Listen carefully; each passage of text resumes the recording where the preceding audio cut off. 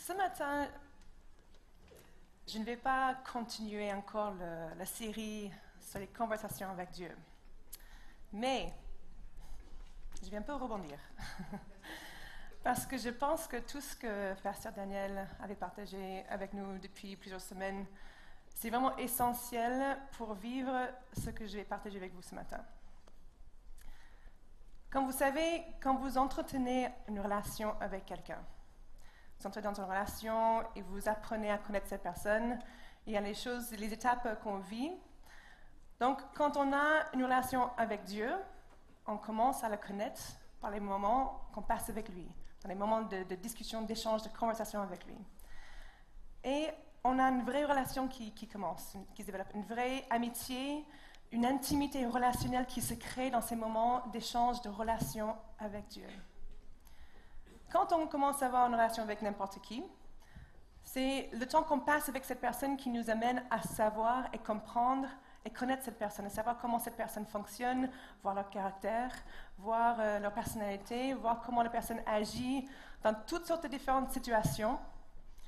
Et si, en passant du temps avec cette personne, on voit que jamais une seule fois, quand la personne a donné leur parole, la personne n'a jamais été infidèle à leur parole, ou jamais une seule fois la personne a abandonné un engagement qu'elle a fait, on va dire, je peux faire confiance à cette personne, n'est-ce pas? Oui. C'est pareil avec Dieu. Quand on marche avec lui, on développe cette relation avec lui à travers mes conversations avec lui. J'apprends à savoir et à voir que je peux lui faire confiance dans toutes sortes de situations. Quand je passe par les épreuves et je vois à travers les épreuves ce soutien spirituel, je peux le constater dans mon cœur, ou au bout du compte, je vois, même si c'était difficile, je vois que Dieu ne me l'a jamais lâché. Ou quand je passe dans des moments sombres, des moments de questionnement, et peut-être pas pendant le temps de questionnement, mais au bout de ce temps de questionnement, je comprends mieux, j'ai les réponses, je vois, ok, Dieu a été fidèle dans ça. Je vois qu'il ne m'a jamais lâché. Dans les moments que je suis dans le besoin, et je vois sa provision d'une manière ou d'une autre. Dans les moments où je suis à une situation qui me perturbe, mais je ressens sa paix dans ce temps de situation de turbulent. Je vois que finalement, je peux lui faire confiance. Je vois comment il est, je vois comment il agit dans toute cette situation de ma vie. Tout ça commence dans mes conversations avec lui. Le point de départ, c'est mon échange, ma relation intime avec Dieu. La toute première fois que j'ai fait un voyage missionnaire, j'avais 15 ans. J'étais partie avec un petit groupe de jeunes de mon église et on est parti en Amérique latine. Et pour faire ce voyage, il fallait soulever les fonds. Quand on a 15 ans et tu vois qu'il faut chercher quelque chose du style $900, tu dis « Ah, ça j'ai jamais touché de ma vie, 900, même $100, donc comment je vais toucher 900, comment je vais faire ?» Mais dans l'expérience de chercher les fonds, et j'ai vu Dieu pourvoir, à mon âge, à l'âge de 15 ans, j'ai dit « Waouh, Dieu l'a fait. Dieu a pourvu d'une manière ou d'une autre d'une telle personne ou un tel petit travail que j'ai pu avoir. Dieu a pourvu. » C'était pour payer le voyage. Et c'était un moment où ma foi a été fortifiée, ma foi a grandi dans ces moments, et c'était vraiment un moment très clé pour moi.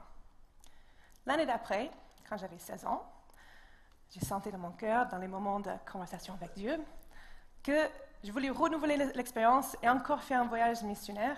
Donc, le voyage, cette fois-ci, c'était proposé pour Paris. Il dit, oh, Paris, tous les jeunes Américains ont rêve d'aller à Paris pour voir la Tour Eiffel et tout le reste. Mais ça a attiré, mais tu dis, ok, il y a quelque chose à faire, ok, on va aller à Paris. Et c'était bien sûr un peu plus cher. Donc tu vois, plus de $1000. Comment Dieu va faire? Ok.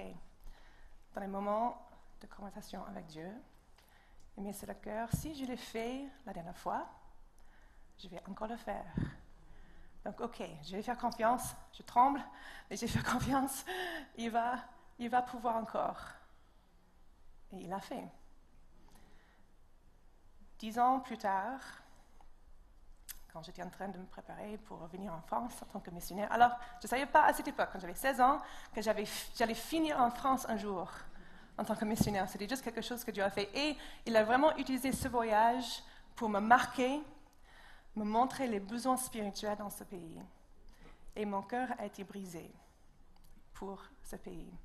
Ça s'est fait au fur et à mesure du temps, mais quand j'avais 19 ans, c'était un appel très très clair dans mon cœur. Très clair, je ne pouvais pas nier ce feu dans mon cœur pour partir aller en France. Donc quand j'avais 26 ans, on va dire 10 ans plus tard, c'est là où j'ai commencé vraiment à entrer dans le processus pour devenir missionnaire. J'avais déjà ma reconnaissance pastorale, il fallait juste que je fasse une prochaine étape pour devenir missionnaire. Donc, j'ai fait tout le processus, je reçois la lettre, ma candidature a été acceptée, et puis une deuxième lettre, voici le budget que tu dois trouver. Et là, je ne dis même pas le montant. En fait, il y avait 2 budgets, avec un montant que jamais de ma vie je me dis, mais là, c'est impossible. C'est juste impossible. Complètement insurmontable. Comment est-ce que je vais pouvoir... Seigneur Jésus, il faut un miracle. Mais dans mes conversations avec Dieu, il a dit, rappelle-toi comment j'ai été fidèle dans le passé. Si j'ai fait dans le passé, je vais encore le faire. Ne regarde pas le chiffre. Regarde-moi. Fais-moi confiance. Et vous savez, Dieu l'a fait. Au-delà de mes capacités, ce n'était pas moi qui a trouvé ce qu'il fallait, c'était Dieu qui a pourvu. Bien sûr, j'ai prié, bien sûr, j'étais au téléphone tout le temps, j'ai harcelé le pasteur pour s'il te plaît, j'ai besoin de soutien financier et de prière. Mais Dieu a fait d'une manière miraculeuse. Quand on marche avec Dieu et on cultive une conversation avec lui régulière, et on continue avec lui, on apprend à le connaître et on sait à travers cette relation qu'on peut le faire confiance. Et il y a une conséquence qui vient. Quand on sait, on peut faire confiance pleinement à quelqu'un. Le résultat de cette confiance, c'est l'abandon. C'est-à-dire, je peux complètement m'abandonner entre ses mains. Abandonner mes peurs, mes plans, mes aspirations, peu importe ce que c'est, parce que je sais que je peux lui faire entièrement confiance. En fait, le mot « abandon », c'est bien, mais le mot vraiment que je cherchais, c'est un mot qui n'existe pas pleinement en français, c'est un mot en anglais. Donc, j'ai expliqué ce que je veux dire vraiment avec le sens et les nuances. Le mot que je cherche à communiquer ce matin, en anglais, c'est le mot « surrender ». Donc, pour ceux qui connaissent l'anglais, vous savez ce que ça veut dire. Mais pour ceux qui ne connaissent pas l'anglais, je vais expliquer. Surrender, c'est comme un mélange entre 2 mots en français. Un mélange entre l'abandon et la soumission. On combine les deux ça ensemble et ça crée surrender en anglais. On a le côté abandon quand je dois cesser à se battre. Donc souvent on utilise le mot surrender dans un contexte de conflit, soit des nations ou des peuples quand il y a un conflit qui se passe et on arrête le conflit. C'est terminé, on arrête parce qu'il y a un des côtés qui dit « Ok, j'arrête de me battre, je vais me soumettre à l'autre côté. Je me soumets à l'autorité de l'autre côté, je me soumets aux conditions de l'autre côté, je me soumets aux demandes de l'autre côté. Donc j'abandonne de me battre et je me soumets à l'autre côté, l'autre du conflit. Quand je marche en intimité avec Dieu, et j'apprends à le connaître, et en le connaissant, je sais que je peux lui faire complètement confiance. Et en faisant confiance, je peux m'abandonner, me soumettre, capituler, c'est encore notre mot en français qui ressemble pas mal, capituler devant lui, me rendre sous son autorité.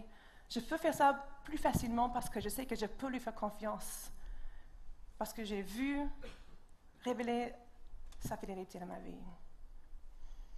Il y a un aspect de l'abandon qu'on vit déjà quand on vient pour la toute première fois à Jésus. On donne notre vie à lui, puis je m'abandonne à lui pour qu'il soit mon maître, pour qu'il soit mon Seigneur. Dans la vie chrétienne, ça ne s'arrête pas juste au choix de suivre Jésus pour la première fois. Mais la vie chrétienne est faite de choix quotidiens, de me soumettre, de m'abandonner entre les mains de Dieu. Et c'est là où ça peut devenir compliqué. Parce que ce n'est pas une seule fois un choix qui fait « Ok, je donne ma vie à Dieu, je suis à lui, je m'abandonne à lui, et puis on vit notre vie comme ça. » Mais c'est tous les jours ce choix de se mettre à lui, de se soumettre à lui, de capituler tout entre ses mains. Mais quand on fait confiance, c'est plus facile.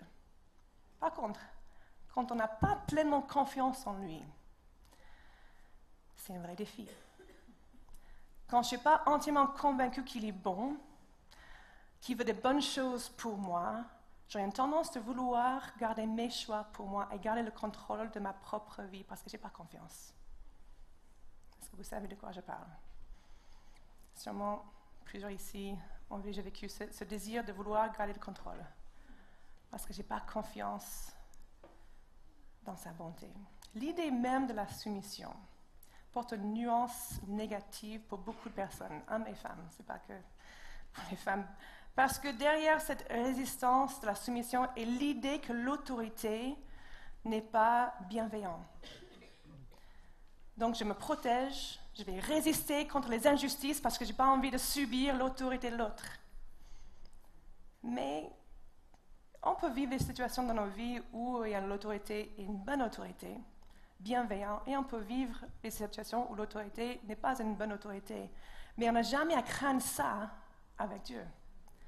On peut savoir pleinement qu'il est bienveillant, il est bon, il nous aime, il veut de bonnes choses pour nous, et tout ce qu'il fait, il est bon pour nous. Et ça devrait et pourrait rendre la soumission bien plus facile. Ça pourrait être même agréable. Choisir de se soumettre à Dieu parce qu'on sait qu'il est bon. On n'a pas à craindre qu'il soit méchant avec nous. Il y a beaucoup d'exemples dans la Bible d'hommes et de femmes qui ont tout abandonné pour mettre leur confiance en Dieu. L'Ancien Testament, Nouveau Testament. Si on prend l'exemple de l'apôtre Paul, on va parler de lui ce matin.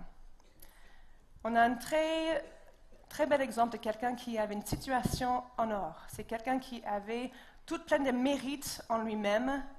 S'il devait mettre un CV, ça serait un CV, le meilleur CV, il aurait tout de suite le travail qu'il chercherait parce qu'il avait tout ce qu'il fallait pour être quelqu'un avec tout plein de capacités, même jusqu'au détail de sa famille d'origine.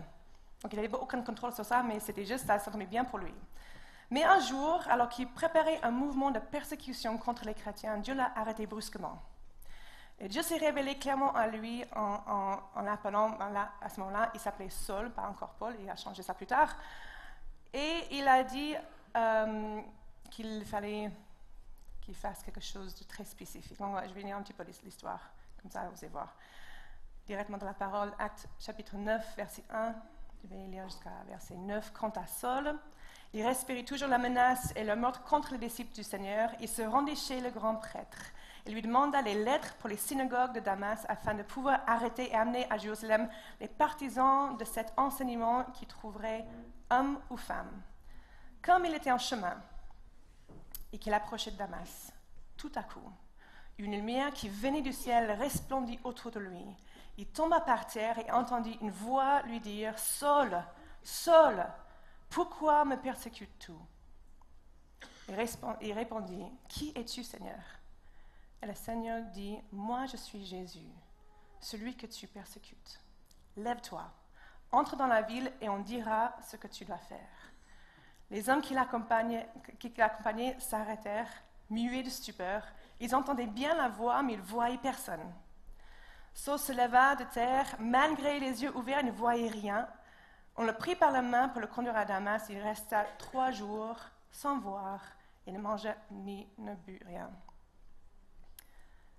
Donc il est là, il est un peu bloqué, il ne voit rien. Là, il doit être un peu choqué par les choses qui sont passées.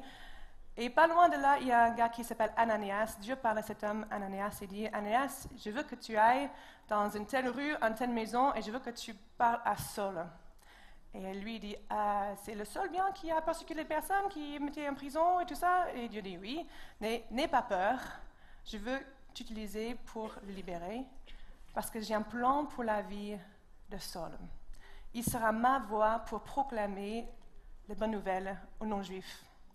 et je vais lui montrer à quel point il va souffrir pour moi. » Donc, Ananias, il prend courage. Verset 17, on va continuer à lire.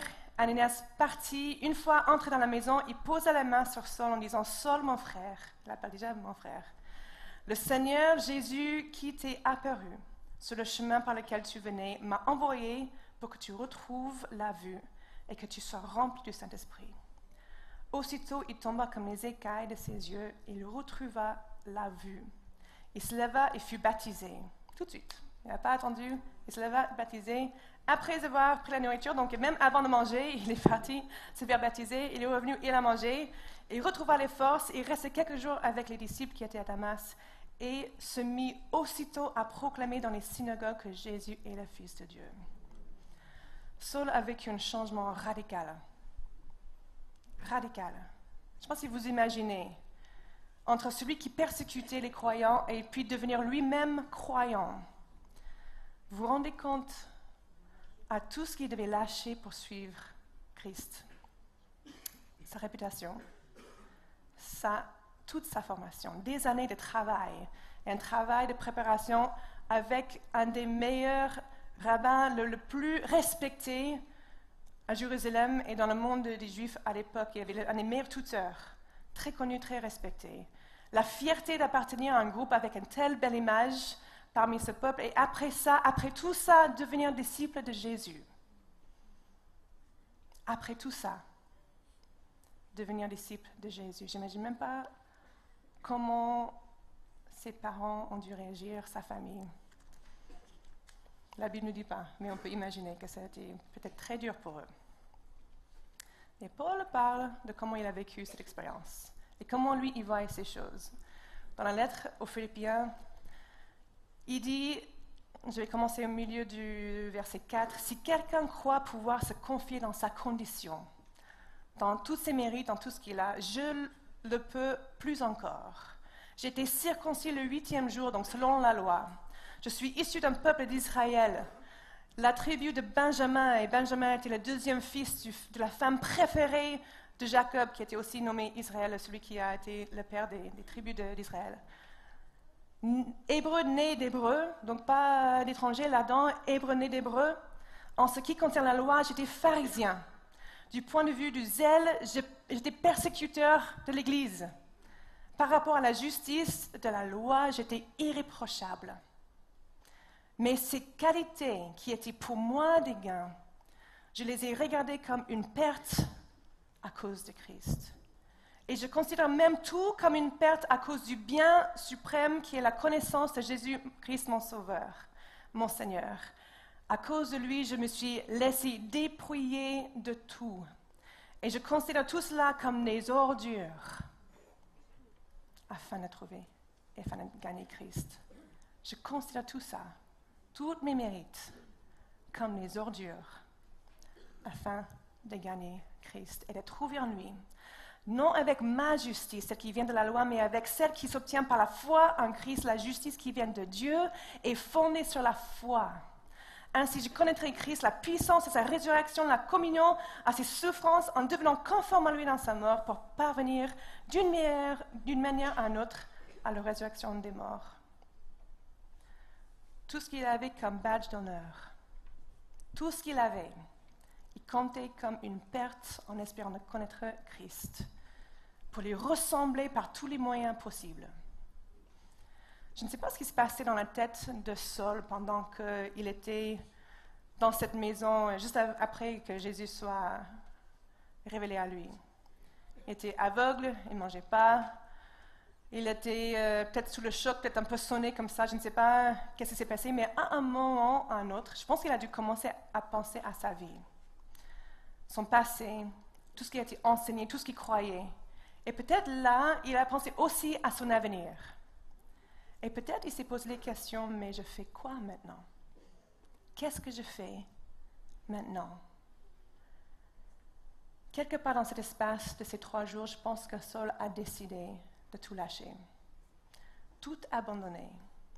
La réputation, le travail, le potentiel pour son avenir, la fierté d'appartenance, tout, même la fierté tout court, parce qu'il fallait qu'il avoue qu'il avait tort. tout lâcher, tout abandonner, tout capituler, se rendre à l'évidence que Jésus était le Messie, le Sauveur du monde. Et il allait le suivre avec la même intensité qu'il avait avant quand il persécutait l'Église. On voit bien le résultat de sa décision juste après. On revient en Actes, verset 19 du chapitre 9. Après avoir pris de la nourriture et retrouvé ses forces, il restait quelques jours avec les disciples qui étaient à Damas et s'est mis aussitôt à proclamer dans la synagogue que Jésus est le Fils de Dieu. Tous ceux qui l'entendaient étaient stupéfiés et disaient, « N'est-ce pas l'homme qui persécutait à Jérusalem ceux qui font appel à ce nom-là? Et n'est-il pas venu ici pour les arrêter, les conduire devant les chefs des prêtres ?» Cependant, Saul se fortifiait de plus en plus. Et il confondait les Juifs qui habitaient Damas en démontrant que Jésus est le Messie. À quoi ça ressemble pour toi de tout abandonner pour suivre Christ? De te mettre devant lui et lui dire « Prends tout, Seigneur ». On a déjà chanté ici combien de fois un dimanche matin, une veille de prière, ou une soirée, n'importe quel type de soirée. « Prends mon âme, prends mon cœur, je te donne tout. Prends ma vie, me voici, je te donne tout. Mon cœur est à toi, tout à toi. » À quoi ça ressemble de t'abandonner entièrement entre ses mains, pleinement en faisant confiance, quand on se construit dans une relation intime avec Dieu à travers nos conversations avec Dieu. On sait qu'on peut lui faire confiance. Et en apprenant à le connaître, on sait qu'on peut, à travers cette confiance, lui tout donner. Tout donner. Je vois 3 axes dans tout ce qui peut être abandonné, pour tout abandonner entre ses mains. D'abord, lié à notre passé.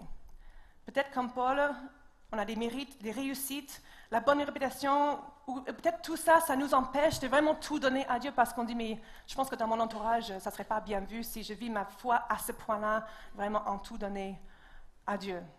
Donc on est empêché par nos mérites, on est empêché par notre bonne réputation quelque part. On n'a vraiment pas envie de lâcher ça. Mais peut-être dans ton passé, ce n'est pas une question de pleine réussite. Peut-être c'est plus une question de plein d'échecs.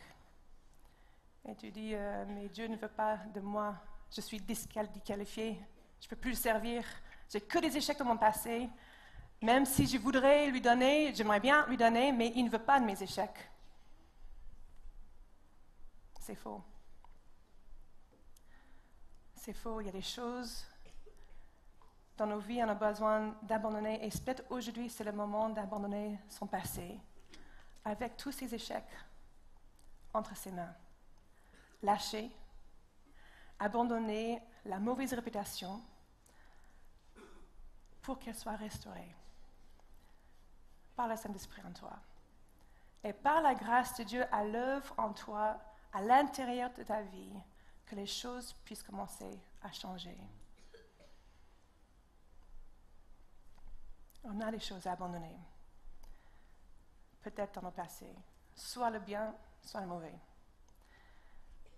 Mais peut-être ce n'est pas lié à ton passé, peut-être c'est plus lié à ton avenir, tes plans futurs, tes rêves, tes aspirations. Vendredi dernier, c'était la journée mondiale des droits des femmes. Donc je vais raconter une histoire d'une femme, juste pour mettre en honneur quelqu'un son histoire m'a marqué quand j'étais plus jeune. En septembre 1887, en Floride, est née une petite fille qui s'appelle Lillian Trasher. Elle a grandi dans une famille de croyants. Elle a fait l'école biblique quand elle était plus grande. Après l'école biblique, elle s'est fiancée avec un homme qui était dans le ministère, qui voulait être un pasteur. Donc ça semblait bien pour quelqu'un qui a fait l'école biblique. J'imagine qu'elle voulait aussi servir Dieu. 10 jours avant le mariage, elle a rompu avec lui. Parce qu'elle estimait qu'il ne partageait pas le même appel qu'elle avait. Elle sentait un appel sur le cœur pour servir Dieu en Afrique. Donc 10 jours avant, vous imaginez, abandonner quelque chose, peut-être des rêves d'une vie familiale, peut-être des rêves de je ne sais pas comment. Elle a imaginé ces choses, mais 10 jours avant, dire ok, je sens que Dieu m'appelle autrement, dans une autre direction, donc je lâche. Elle n'est pas partie tout de suite. D'abord, elle a travaillé dans un orphelinat, toujours aux États-Unis. Après, elle a enseigné dans une école biblique. Et puis, elle a voyagé un petit peu avec un évangéliste. Elle était aussi elle-même pasteur dans une petite église pentecôtiste pendant un petit moment. Et puis, enfin, en 1910, à l'âge de 23 ans, elle est partie avec sa sœur et $100 en poche pour partir en Égypte. Pas très long après l'arrivée là-bas, il y avait quelqu'un qui a frappé à la porte, il y avait un homme qui a dit venez vite, il y a une femme qui est en train de mourir. Si vous pouvez faire quelque chose pour elle, ce serait vraiment super, il faut venir. » Donc elle part avec quelqu'un d'autre. Et elle entre dans cette pièce où cette femme, elle est sur le point de mourir. Elle la voit mourir devant ses yeux. Et dans ses bras, elle tient un petit bébé, sa petite fille. Le bébé était aussi en très mauvais état physique. Et la grand-mère de cette petite fille voulait la jeter dans la rivière parce qu'elle dit je ne veux pas m'occuper d'elle, c'est mieux qu'elle meure. Donc elle allait le jeter. Liliane la prend. Je vais prendre le bébé et elle s'est engagée à prendre soin de cette fille. Et c'est de là où est né un orphelinat. Elle a commencé cet orphelinat et en 1918, 8 ans plus tard, elle avait déjà 50 enfants dans cet orphelinat avec 8 femmes veuves. Des années plus tard, ils ont ouvert l'orphelinat pour prendre soin aussi des aveugles. Et Liliane a servi pendant 50 ans en Égypte. Elle est rentrée dans sa famille que 2 fois dans ces 50 ans. Et à la fin de sa vie, en 1961, l'orphelinat s'occupait de 1200 enfants. Elle est encore ouverte aujourd'hui. On pourrait visiter cet orphelinat qui a été commencé par cette femme il y a tant d'années. On pourrait dire que cette femme a tout abandonné, tout donné pour suivre l'appel de Dieu dans sa vie. Mais sûrement ce qu'elle a gagné en retour surpasse largement ce qu'elle a sacrifié. Messieurs, pour que vous ne vous sentez pas concernés, j'ai aussi une histoire d'un homme. Mais comment cet homme a donné vraiment tout à Dieu. Donc cet homme s'appelle Judson Van Deventer. Désolé encore en américain, c'est dans le contexte des choses, c'est des histoires que je connais. En 1855, en Michigan, donc au milieu des États-Unis, après ce gars est né, après des études, il est devenu prof d'art. Il voulait enseigner l'art dans les écoles. Il supervisait les cours de l'art dans une ville en Pennsylvanie, dans la côte est des États-Unis. Et il était très doué dans l'art, mais il était aussi musicien, chanteur, compositeur, très impliqué aussi dans son église, surtout dans l'évangélisation. En voyant son cœur pour l'évangélisation, ses amis ont encouragé Judson de peut-être lâcher son travail et vraiment entrer à plein temps dans le service de Dieu pour évangéliser, pour être évangéliste. Et pendant 5 ans, il a été tiraillé, il ne savait pas, est-ce que je suis mes rêves pour devenir artiste accompli, pour aller plus loin, parce qu'il était vraiment très doué, très apprécié pour ses dons, ou est-ce que je sens aussi dans mon cœur pour servir Dieu en tant qu'évangéliste. Et après 5 ans, enfin, il a capitulé. Il a tout lâché dans son travail. Il est devenu évangéliste. Et dans sa vie, il a prêché partout aux États-Unis, en Angleterre, en Écosse. Il a aussi écrit 60 chants. Un de ces chants qui est peut-être le plus connu, vous connaissez aussi, c'est traduit en français. « Oui, prends tout, Seigneur ». En anglais, « I surrender all ». Entre tes mains, j'abandonne tout ce que j'appelle mien. Oh, ne permets à personne, Seigneur, d'en reprendre rien. Oui, prends tout, Seigneur. Oui, prends tout, Seigneur. Entre tes mains, j'abandonne tout avec bonheur. Je n'ai pas peur de te suivre sur le chemin de la croix. C'est pour toi que je veux vivre, je connais, j'aime ta voix. Oui, prends tout, Seigneur. Oui, prends tout, Seigneur. Sans rien garder, je te livre tout avec bonheur. Je vais dire un dernier strophe. Tu connais mieux que moi-même tous les besoins de mon cœur. Et pour mon bonheur suprême, tu veux me rendre vainqueur. Oui, prends tout, Seigneur. Oui, prends tout, Seigneur. Je ne vis plus pour moi-même, mais pour mon Sauveur. En Proverbe, on lit en 16, verset 9, « Le cœur de l'homme peut méditer ses voies, mais c'est l'Éternel qui dirige ses pas. » Et c'est très bien d'avoir les plans pour son avenir, les projets, les rêves, mais quand on relâche tout entre les mains de Dieu, on lâche tout, on sait que ça ne peut que être les meilleures choses pour nous. Les meilleures choses pour nous. Oui, prends tout, Seigneur, oui, prends tout, Seigneur. Je ne vis plus pour moi-même, mais pour mon Sauveur. À quoi ça ressemble pour toi de te rendre entièrement entre ses mains, d'abandonner pleinement, pleinement. Les exemples de Liliane ou de Judson sont peut-être limités parce que ça donne un peu l'impression que j'ai besoin de tout abandonner uniquement si je sens peut-être qu'il y a un appel pour le ministère, et c'est faux. Parce que ce n'est pas que ceux qui veulent servir Dieu dans un ministère qui doivent tout lâcher. Beaucoup d'entre nous ne seront jamais appelés à quitter la France pour prêcher ailleurs ou quitter le travail qu'on a maintenant pour être évangéliste à plein temps. Et même à travers le travail, c'est un très bon moyen pour être un témoin pour Jésus. Donc, peut-être ça n'a rien à voir avec l'annonce de l'Évangile. Mais peut-être c'est plus l'attitude du cœur. Et cela, je vois une troisième fonction, un troisième point dans le domaine de l'abandon. Les choix qu'on a aujourd'hui liés à notre façon de vivre, ce qui se passe dans nos cœurs.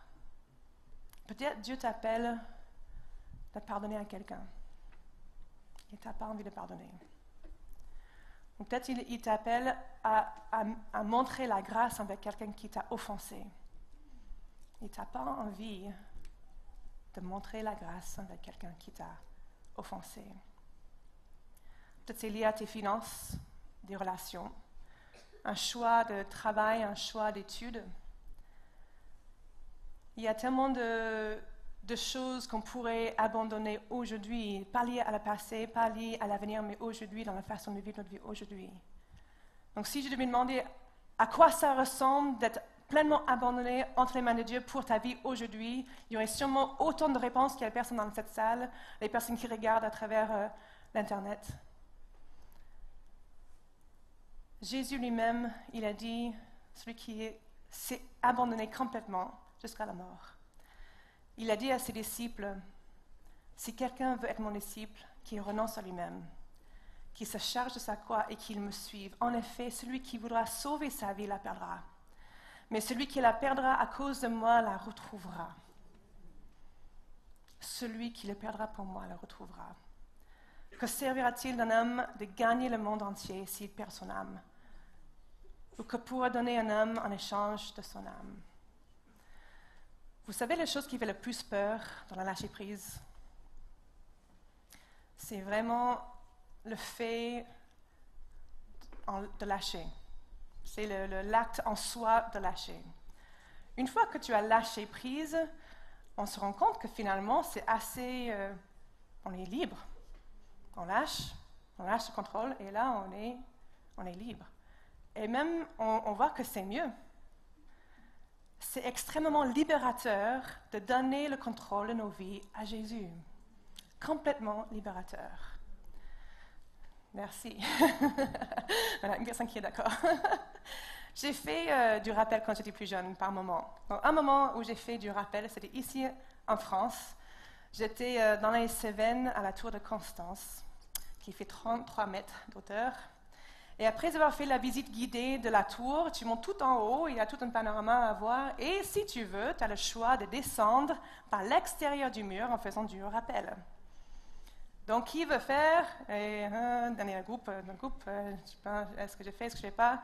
Ok, d'accord, bah, tout le monde fait, bah, je vais le faire.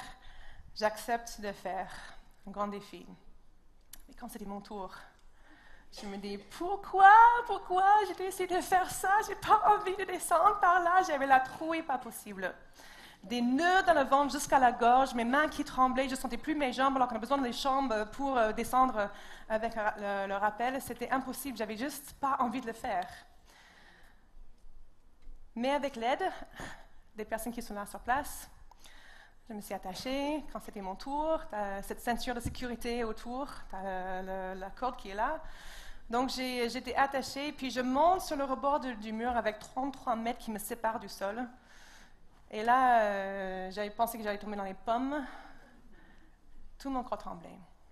J'avais une seule envie, c'était lâcher, de renoncer à cette idée, de descendre par rappel et puis descendre par les escaliers, de manière normale.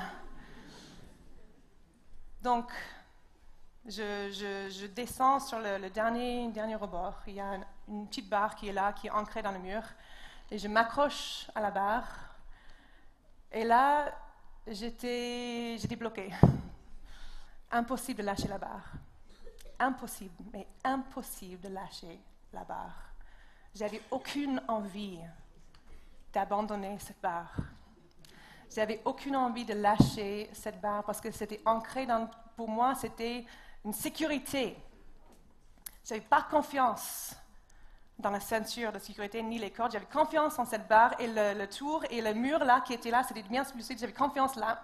Donc je ne veux pas lâcher le contrôle que j'avais en gardant mes mains sur la barre. Un petit détail. La tour a été utilisée comme une prison au XVIIe siècle pour les chrétiens. Et des fois, les choses qui nous amènent la sécurité, ce ne sont pas des bonnes choses pour nous. Juste un petit détail. Je ne sais pas par quel moyen, mais j'ai fini par lâcher la barre. Et tout timidement, je commence à descendre. J'ai lâché la corde qui était devant moi. J'ai agrippé à la corde qui était devant moi en échange, mais je n'étais pas sécurisée. Et je descends tout timidement. Mais petit à petit, je commence à me détendre un petit peu, même à pousser un peu contre le mur pour rebondir un petit peu, de plus en plus. Et puis j'arrive en bas et j'étais presque déçue. J'ai dit, c'était pas si mal que ça. Et j'avais presque l'impression d'être passée à côté de quelque chose que j'aurais pu vivre. Je me dis, si j'aurais pu encore le faire, je serais remontée, j'aurais lâché plus vite la barre et j'aurais poussé plus fort contre le mur pour voler dans l'air. Parce qu'il y avait vraiment cette impression de liberté quand j'ai lâché le contrôle. Vous voyez la connexion que je fais? Très bien. Ça peut faire très peur, l'idée de tout donner à Jésus. Tout lâcher entre ses mains, de se rendre complètement sous son contrôle et d'être soumis à sa volonté. Et peut-être on peut même avoir l'envie de le faire, mais sentir dans l'incapacité totale de vraiment lâcher. On est comme paralysé par la crainte. Mais quand on abandonne vraiment tout entre ses mains, on se rend compte que finalement on est vraiment libre. On est vraiment libre. Je vais demander au groupe de louanges à venir me rejoindre. Et je sais qu'il y a plusieurs aspects dans ce que je viens de partager ce matin qui peut interpeller quelques personnes. Et je veux vraiment qu'on prenne un moment pour prier. Parce que je n'ai pas envie de lâcher une parole comme ça, mais pas vous demander de faire quelque chose avec. Je ne connais pas chaque vie qui est ici. Je ne connais pas personnellement tout le monde qui est là. Mais en me connaissant moi, je sais qu'il y avait tellement de choses dans ma vie, il y a encore des choses que j'avais besoin d'abandonner entre les mains de Dieu. Lui faire confiance avec tout. Peut-être pour quelqu'un ici, c'est lié à le passé. Peut-être pour quelqu'un d'autre, c'est lié à l'avenir. Peut-être encore pour quelqu'un d'autre, c'est lié à aujourd'hui. Ma façon de vivre ma vie de chrétien, ma vie de foi en Jésus. Je vais simplement prier. Et pendant que je prie, je vous invite à chercher vos cœurs et voir, Seigneur, à quoi ça ressemble pour moi de tout abandonner. À quoi ça ressemble pour moi de tout abandonner. Et Est-ce qu'il y a une chose ou des choses? Est-ce que c'est ma réputation? Est-ce que c'est des craintes? Une mauvaise perception de moi-même que j'ai? Je reconnais ces choses dans ma vie et je veux lâcher ça entre tes mains. Je veux abandonner ça entre tes mains. Je ne veux plus garder ça pour moi. Alors, lorsque je prie, je vous demande aussi d'examiner vos cœurs. On va examiner nos cœurs ensemble. Et que Dieu met le doigt sur les choses. Prenez courage. Ça peut faire peur. Mais on trouve à l'autre côté de cette lâcher-prise la liberté. Une belle liberté. Ne passez pas à côté de cette liberté que Dieu veut vous amener à vivre. À quoi ça ressemble pour toi? Seigneur Jésus, maintenant, je veux tout ramener entre tes mains. Je veux tout remettre à tes pieds. Tu vois chaque cœur qui est là ce matin. Tu vois les besoins, tu vois les doutes, tu vois les craintes, tu vois tout. Tu vois les choses sur lesquelles on est accroché, agrippé peut-être par la crainte. Mais tu vois ce qui nous attend si on te fait pleinement confiance dans ta bonté, ta fidélité, dans qui tu es. Révèle avec clarté maintenant à chaque cœur qui tu es, pour que chaque personne puisse reconnaître: si j'abandonne ça entre tes mains, je n'ai rien à craindre. Je n'ai rien à craindre. On va chanter, et puis je passe la main à Pasteur Daniel pour conclure.